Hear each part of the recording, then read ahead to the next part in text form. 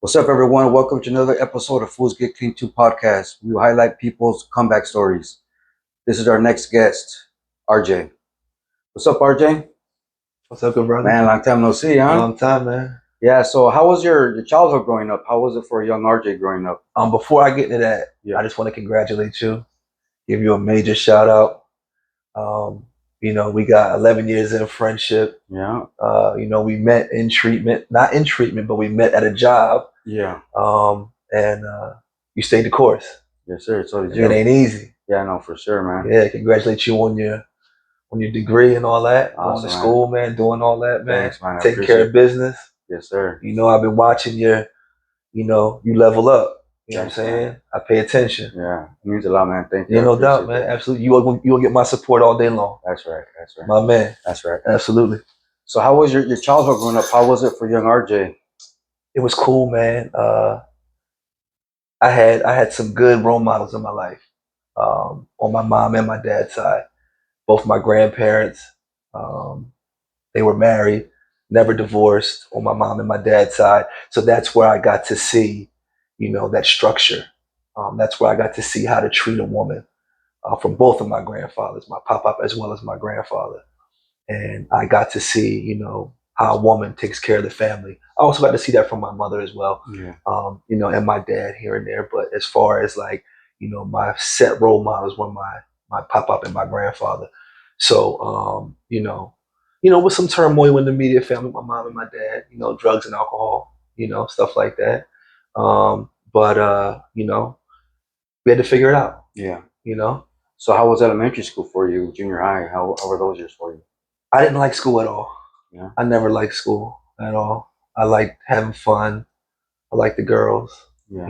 As young as I was, always, Yeah. just wanted to be in the street having fun. Yeah. That was just it. Getting into trouble. Yeah. Whatever trouble was, that's what I liked. And yeah, that's how it was. When did alcohol and drugs get introduced to you?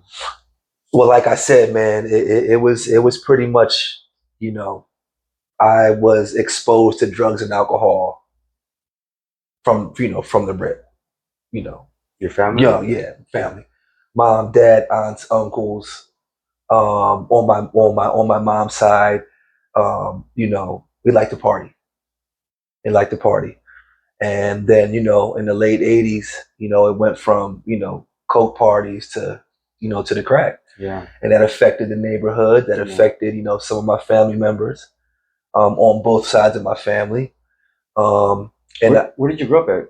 South Jersey. Okay. Okay. Yeah, South Jersey. My mom's side of the family's from West Philly, and my dad's side of the family's from West Virginia. Okay. And then my dad's family moved up. They lived in Camden for a while. And then my mom's side of the family, they moved over to Jersey because they had a beach home. So they moved over to Jersey from Philly, and that's where my mom was raised, and that's where my mom and dad met in Jersey. Okay. Cool. So when did you start drinking or using drugs? So I would say it started with cigarettes. Well, you know what I'm gonna say before that? It started with an addiction to masturbation. Yeah. For real, seriously, Yeah. as a young kid. Yeah. Finding that out, and not knowing that I was already had a disease of addiction, not knowing that until now, doing Yeah. the work on myself, Yeah. understanding Yeah. that that's what it was. Yeah. Instant gratification. Instant gratification, bro. Yeah. That's just how it was. Yeah. And seeing that, in my family and, Yeah. with drugs and alcohol comes hypersexuality. Yeah. So you're seeing a lot of that. I'm seeing a lot of that. Things I shouldn't have been seeing. Things I was exposed to. Maybe a late night party, you open up a door, somebody's doing something. Yeah. This happened multiple times. Or, just being around family and things were just, it was just regular. Yeah. I guess at that time it was regular. Maybe that's not normal now, Yeah. of course, but back then, Yeah. growing up, certain things were just regular. That's how it was. That's just how it was. You probably experienced this. When we were growing up, there was nothing for guys to have a beer driving around and Yeah, for sure. and a cooler in the trunk. Yeah. My dad, my uncles did that. Yeah. Smoking cigarettes with us in the car. Yeah. So that's what I was exposed to, and for some reason I was attracted to it, and I would steal my mom's cigarettes and stuff like that, and steal drinks of wine and beer because it was around. Yeah. And then that's when, I guess it was just a disease that I didn't know I had it, but that's when it sparked. About how old were you when that started? The drinking and smoking. 9, 10, 11. And you had maybe some uncles that, Yeah. you know how it was, Yeah. man. Yeah, for Yeah, sure. or you cigarettes here, and like I said, and let them taste it. Yeah. Not knowing that they're doing anything wrong. Yeah. They're not Just knowing trying to be that. cool. Just Yeah. trying to be cool. Just Yeah. look out. Just they having fun. Yeah. But they know we don't know that once we put that in, No bets are off. Yeah. it's over. Yeah. You feel me? Yeah. So before you know it, 11, 12 years old, drinking, smoking. I'll never forget, probably the summer of '92, that's when weed started smoking weed. My mom, I was still living with my mom, and she would go to work during the day, and she would leave money. And what do? My homie would come. He would have $5. I have $5. Go get a bag, and he get the blunts, and we go smoke, and that was an everyday thing. And that just progressed. It just progressed. So when did drugs and alcohol become an issue where it started affecting your life negatively? I would say, man, then, 13, 14, 15. Even prior to that, I was on probation by 11, because like I said, I was attracted to the street, stealing, and, we love riding dirt bikes where I'm from. So I'm stealing dirt bikes, receiving stolen property, or, all that kind of shit, man. Can I cuss on this podcast? Yeah, yeah. All right, cool. Yeah. And, that was, it was just the attraction to that and everything that had to do with it, whether it was hustling, being outside, just not being in the house. Yeah, for sure. And being around with the guys, and whatever that entailed. And, looking back at it, it was so detrimental to everything, physical, mental, emotional, everything. Yeah. But what was happening was there was so much turmoil going on in the home with mom and dad, or whatever the case may be, that I found peace on the outside. I found peace with the smoking and the drinking, and so many guys in the neighborhood going through some of the same shit. Yeah. Because like family, huh? Yeah, man. Because like I said, when the crack came, uncles, dads, whatever. Yeah. It just tore the neighborhood up. So we outside having the same conversations and going through some of the same trauma. And we smoking, we drinking, not going to school, fighting in school, fighting after school, fighting at home. Yeah. You know what I'm saying? And that's when, of course, I didn't want to be in school. So, I dropped out. Like, I think it was like my fourth high school and like my second half year in ninth grade. And I went to a detention center. So when was your first time getting locked up? That's when it was. It was '96. That was my first time. How was it? How did you feel when you first got busted? Were you nervous? Were you scared, or just eager to see what was going on that side, or what? Yeah. So this was a juvenile facility. This is like, so y'all call it YA over here, right? Oh, okay. That's what y'all call youth authority over here, right? So over there, it's just juvenile. It's juvenile detention. But what they did was they gave me a chance to go to a boot camp. And if you mess up there, then they send you. So I went there, and when I went there, it was at Fort Dix. It was a federal base. So it was the feds, people there was locked up, and it was regular Army guys there and all that kind of shit. And also the federal facility for inmates and all that. And that's where I learned a lot of discipline. But it was a lot of guys where I was at. Fort Dix, from where I'm from, is more North Jersey. So it was only a couple of us from South Jersey. So your first 2 weeks, you just fight. Yeah. To get get the respect. to get the respect. That's how it was. Yeah. And after that, everybody good. But because we're on a military base, you got to clean, you got to make your bed a certain way. It's like being in the Army, right? And I learned a whole lot of structure and discipline that it still stays with me to this day. How to stand up straight, walk up, chin up, chest out, make your bed, clean up. I learned a lot. Not to say I didn't learn that at home, but being a teenager and being in something like that, it gets ingrained in you. Oh, it gets ingrained in you. It gets totally ingrained in you. And I got my GED while I was in there. Okay. Yeah, came home, and my mom gave me an ultimatum. She said, either go to the Army or you got to get out.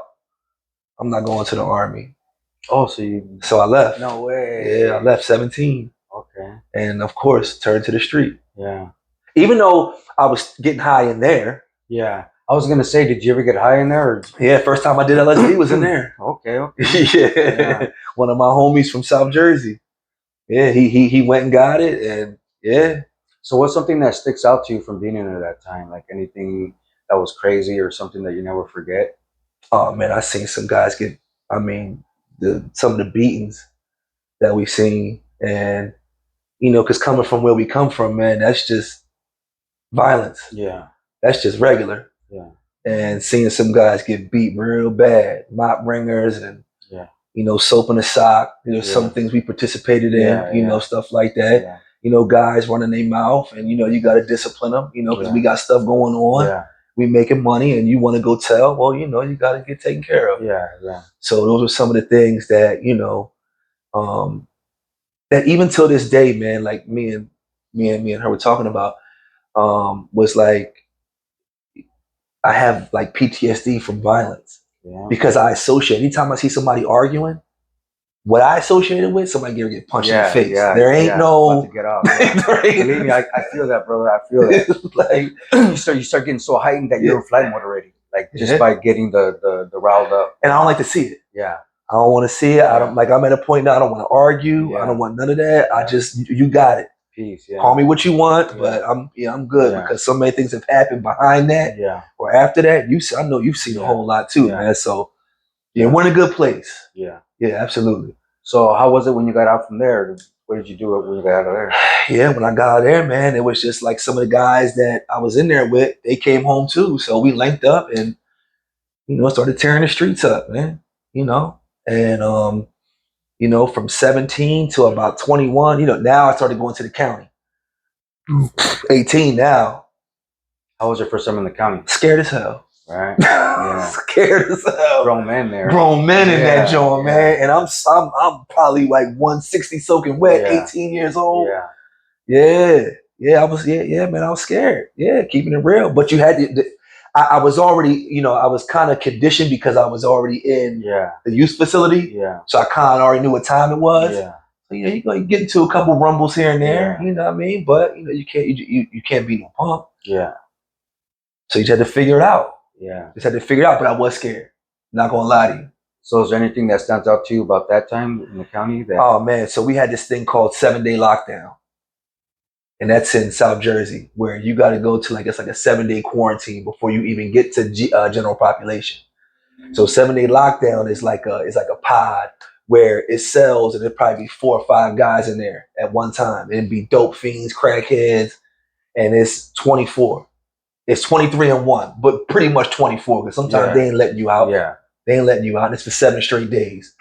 And then all you getting is, the bag with the sandwiches, a little bullshit cookie, and a little juice or a little milk. Yeah.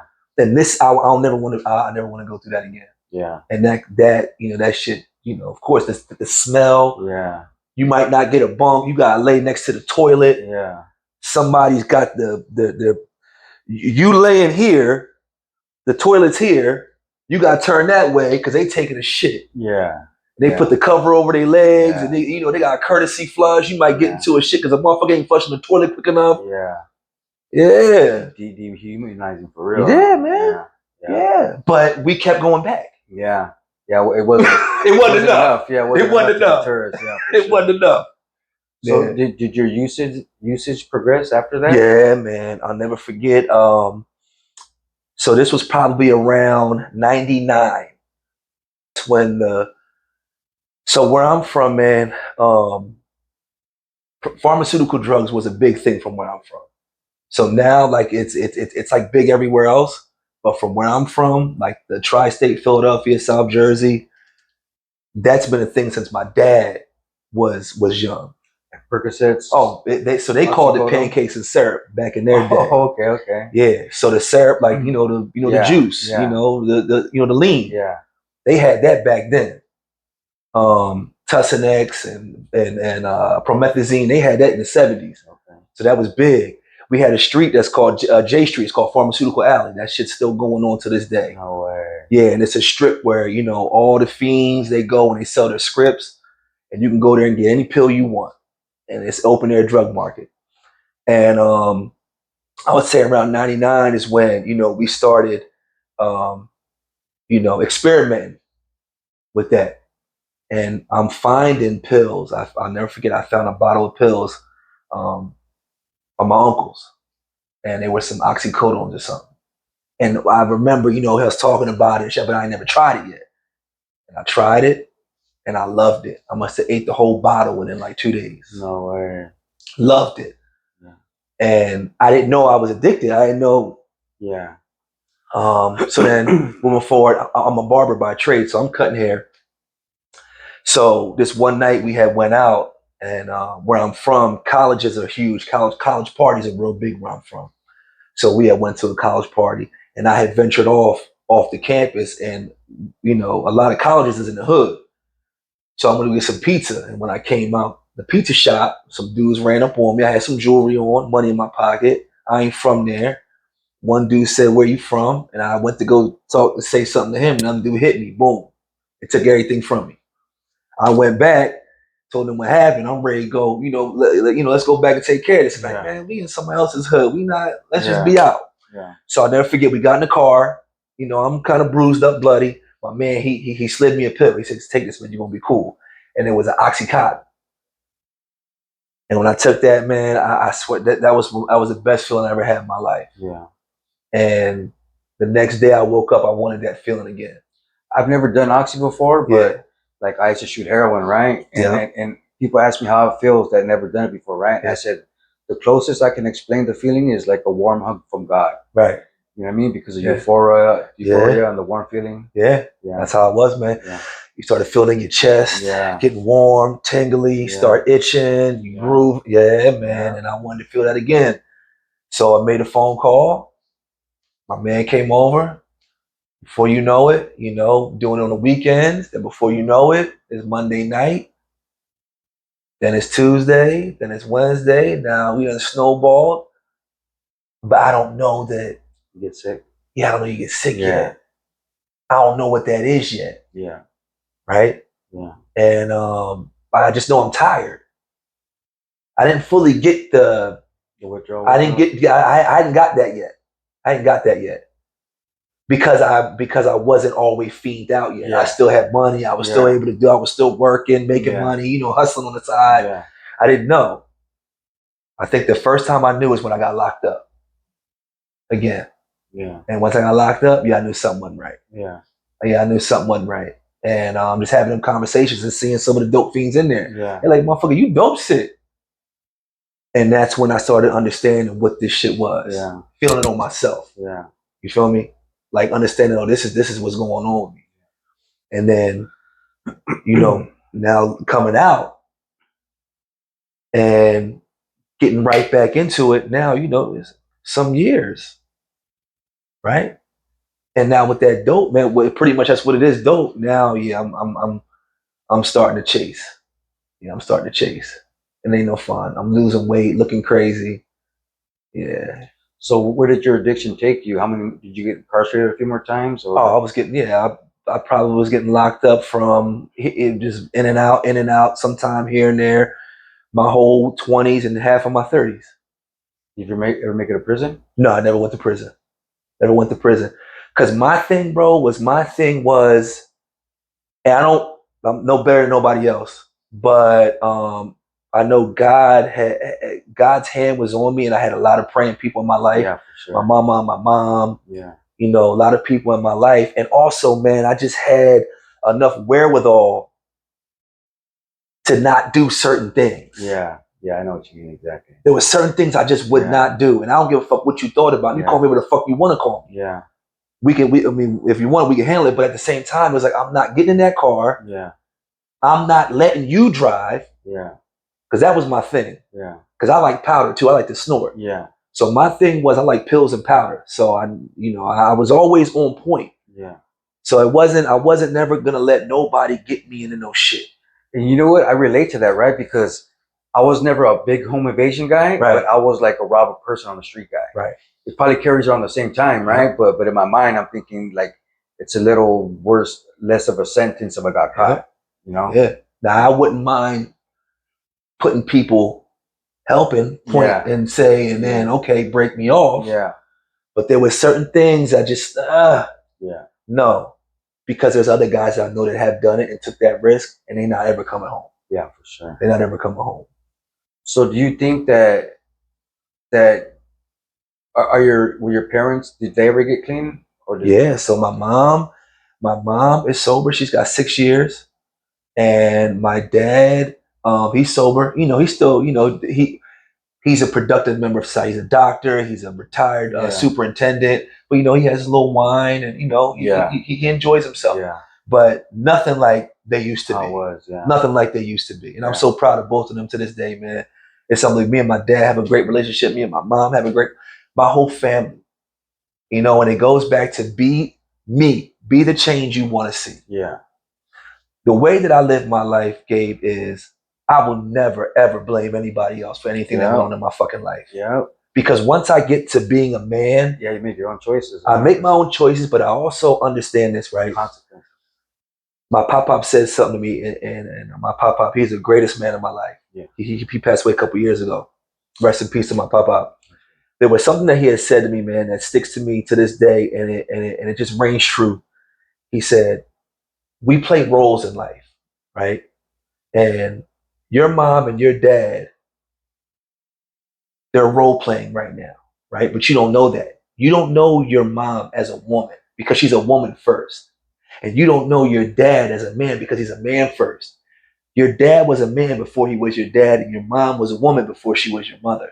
So they're going to act out of those roles sometimes that you don't recognize. Yeah. Because you only know them as mom and dad. Yeah. So you think that they're only supposed to act out of that. Yeah. But they're other people too. Yeah. They're sisters, they're brothers, they're moms, they're uncles, they're all that. Yeah. So these are roles that we play. Fast forward, once I become a father, once I become an uncle, once I start playing these roles, now I can understand those behaviors that was happening because I am doing some of the same shit. Yeah. Right? In front of my son that I shouldn't be doing. Yeah. That I'm doing to his mother that I should not be doing. Right? And now I can be like, you know what? I can't blame them. Yeah. Things happen, right? And I was exposed to that. Yeah. And that could, have some effect on my life. But once I get to a certain age, man, I'll never eat. It's on me. Yeah, for sure. It's on me. I'm a man. Yeah. I'm a man. I remember one time my dad picked me up from prison and he took me to a program, right? Right. And I never seen my dad cry before in my life, right? And he started like tearing up. I'm like, what's going on? He's like, sorry, I wasn't the best dad growing up, and I'm sorry I abandoned you. And I was like, it's not your fault, Dad. I'm 24 years old. Right. You know what I mean? Like, I'm making these decisions. Right. You know what I mean? And I know they're not the best decisions, you know what I mean? But it's not on you. But that's why he said that, though. Yeah. I know you like that. Even though. Oh, yeah, 100%. Right. 100%. Because a lot of dads don't do that. And did it have an effect on why I went to the neighborhood? Of course it did. Yeah. Right? But there's people that have way worse lives than I do. Right. That never picked up drugs in their life. That are really productive, that have businesses, that are doing really well, right? But it's how we deal with our trauma or whatever stuff that we go in our life that makes us who we are. You know what I mean? Right. And sometimes some of us have to go through a little more chaos before we get to the other side. Yep. You know what I mean? But the whole thing is make it to the other side. That's right. You know what I mean? Absolutely. So so when did the light turn on when you knew you had to change something, or was it going to be good? Man, that light was on for a while, but I couldn't see it. You know what I'm saying? Yeah. I didn't want to see it. Yeah. And I didn't know how to see it. Right? Because I didn't have any education on my disease. Yeah. I didn't know where to go. I didn't have any understanding of AA, even though growing up, I do remember seeing those little keychains that glow in the dark that said NA on them. Yeah. So I know somebody was trying in my family. Somebody had went. Yeah. Right? I'll never forget seeing those. But I was too addicted to it. I was just too attracted to it. I was just chasing the feeling. Even you don't feel good. Even though I'm getting bags of coke, it ain't doing nothing. Yeah. I'm taking pills, it ain't doing shit. Yeah. It's just getting me off E. Yeah. I'm not getting high no more. Just getting well. It's not fun no more because I'm gonna tell you something. I had some fun times getting high. Yeah, 100%. I did. I had some fun times in my addiction. Yeah, for I sure. really did. That's why we do it. Right. You know what I mean? Right. Chase those fun times. Right. But like you said, towards the end. Yeah. Yeah, man, losing everything, not having no ID, couch surfing, family not wanting you to be around, looking like shit, staying at different people's houses, um, clothes different places, not having clean clothes on. That's not me, man. Yeah. You know what I'm saying? That's the addiction, but that's what I went through. Yeah. I'll never forget. I was at this chick's crib and dope sick, and she was doing heroin, but I tried it maybe 2 or 3 times. I didn't like it. Yeah. And I'm glad I didn't like it. Yeah, that was my shit. Yeah, I'm glad I didn't like it because it just made me sleep. Yeah. I like to be up and feel good. Yeah. Right. So she was doing that, and I ain't want none. And somebody knocked on the door, and they came upstairs. They said, "Your pop-pop's at the door." So I went downstairs. He said, "Come on, man, you gotta go." So he came and got me. We went home, and when I came in the door, my mom, she had 3 numbers, and she said, "Hey, you gotta call these numbers because we ain't burying you." Now my pop-pop's brother, my uncle Ricky, rest in peace, he died in the street hustling. Somebody shot him in the head at a hotel. He was, making a deal and somebody, backdoored him. And that was my pop-pop's little brother. Okay. So I, understanding that now, I understood that my pop-pop was never, ever going to give up on me. Yeah, for sure. Because that was something special that he lost, and he made that. I know he did. That he was like, listen, I'm not going to have that happen to my grandson. And I'm named after him. Okay. I'm the 4th, and my son's the 5th. So, just having that in my life, those people that held on to me, you know what I'm saying? That's why I'm here now. So she gave me those 3 numbers. I called 2 of them. One number was out of service. The other one, they didn't set my insurance because I didn't have none. The 3rd number was a guy named by the name of Jeff White. And he said, "Man, you ready to come to California?" I'm like, "Yep." He said, "Okay, in 30 days, I'm going to call you back and I'm going to help you with insurance and all that." And I was like, "All right, cool." So my grandparents let me stay there. Now this time I started smoking crack a little bit. Yeah. You know what I'm saying? So, that shit felt good. Now I'm mixing the crack with the pills and ups and downs. I love dippers. I love PCP. Yeah. So now I'm with the Mollies and the PCP and going to after hours. You know what I mean? So that it was just, I'm going crazy because I know, I gotta go. Yeah. So it got to be 30 days. I didn't hear from him, so we had to call him back. He said, "Listen, even if I have to bring you out to stay with me while we're waiting for your insurance to kick in, I'll do that." We had a couple more days. It kicked in. At this time, I was still cutting hair. So I saved up some money, got a plane ticket, and got on a plane, came out here, man. And that was 11 years ago. That's right. That was 11 years ago. So how was treatment? Were you about it, or just because your grandparents, or did you really want to change? Or no, Dave, I was done. Yeah. 34 years old with nothing. Yeah. And I have a really successful family on both sides. So I know what it looks like. I know what hard work looks like. I know what having things looks like. Yeah. And I also know from being around the neighborhood and being around things, I know what not having shit looks like. Yeah. I know what looking crazy and being out, spaced out on drugs looks like too. I don't want that. Yeah. So when I came, it was the best treatment center I've ever seen because I ended up working in treatment. I went to Solid Landings. Okay. And it was beautiful, man. And when I went there, like I said, I was ready, and I paid attention to whatever somebody had that I wanted that went through what the fuck I went through. Yeah. I know how to listen. Yeah. I do know how to listen. I do know how to pay attention. Like I said, that's what kept me out of a lot of my trouble. Yeah. Because I was able to see, you know what I'm saying? Yeah, man, make those right decisions. Yeah. So I seen that, and that's what I clung to. And there was a guy by the name of Lance that we talked about earlier. Yeah. There was a guy, man. This is a white guy. That's an ex Aryan Nation Brotherhood lieutenant. You know what I'm saying? Cold, hard motherfucker, man. No games. Swastikas on him and shit. Yeah. But he's talking that shit that I could, regardless of what the difference is to the appearance. Yeah. Similarity. He's saying some of the same shit that I went through, regardless of what he looks like on the outside. Right? I'm not paying attention to the differences. I'm paying attention to the similarity, right? Yeah. And I'm like, listen, I want him to be my sponsor. Now, he took a chance on me because he was working at the spot that I was going to treatment in. Okay. And he went against, you know, The ethics of that. And he took me in as his sponsee, took me to his home group, as Bill sees it. That was my home group. And man, matter of fact, he was my second sponsor. Because my first sponsor, I wasn't doing the steps correctly. I was doing it like it was like schoolwork. Yeah, homework. Yeah, for sure. I wasn't doing it like it was going to save my life. Yeah. And then I had to have that conversation with some other people. Yeah. Right. And that's when I took it serious. That was about 90 days in. And that's when I finished my steps. So I was 90 days in. That's right. Yeah. Yeah, I finished my steps in probably 3.5 weeks. I took it serious. So what happened after treatment? What did you do after treatment? After treatment, while I was in treatment, when I left residential, got into IOP, OP, and that's when I went to sober living and went to Clean Path. That's where I met you. Yeah. I became a house manager there, and then an intake specialist for Clean Path. And then from there, man, before you know it, I got a year sober. Yeah. And then I met some other guys that had a treatment center just started.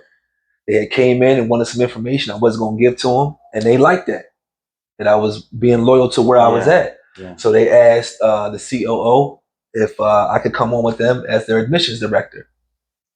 And he gave me the blessing. So I went over there, helped them build their program, was there for a while, left there. We started a consulting company where we started building treatment centers. And from now to this day, I still help people. I'm not in it as much as I want to be, but now I'm managing a sober living now. I had to go back and do that because in my sobriety, life still happens. Yeah, it does, man. Right? I'm still me. I'm still battling some things that want to, pop up. You know what I mean? Not drugs and alcohol, but things that maybe are a part of that lifestyle. Yeah. Right? And, having to experience that and step away from it, because it's not feeding my soul. Yeah. Now I got to take the long way. Yeah. And that's what I'm doing now. Yeah. And, it's humbling. Yeah. You know what I'm saying? It's humbling. Yeah. But at the same time, I got my sobriety. Yeah. And I want to share that with other people because I can't keep it if I don't give it away. Yeah, 100%. So if I'm not giving this miracle that was freely given to me, if I'm not giving it away, then what the fuck am I doing? Yeah. Do you have any suggestions or words of wisdom for someone that might be out there struggling right now? Yes. Brutal honesty. If you cannot be honest with yourself, then it's just not going to work. It's not going to work. I know so many people, and we're those people that it's all lip service. It's been like that. We talk a good game, but that's just not going to get you anywhere. You have to be brutally honest with yourself. It's in the chapter how it works, and you just have to be honest. So if you want to get right, if you want to get sober, if you want to change your life, get honest with yourself. Reach out to somebody. Reach out to Gabe here at Fools Get Clean too, and you can start changing your life, which is being honest. Thanks a lot for coming on, RJ. I really appreciate you, man. Fam. Remember, change is possible. Redemption. Fools Get Clean too. What's your comeback story?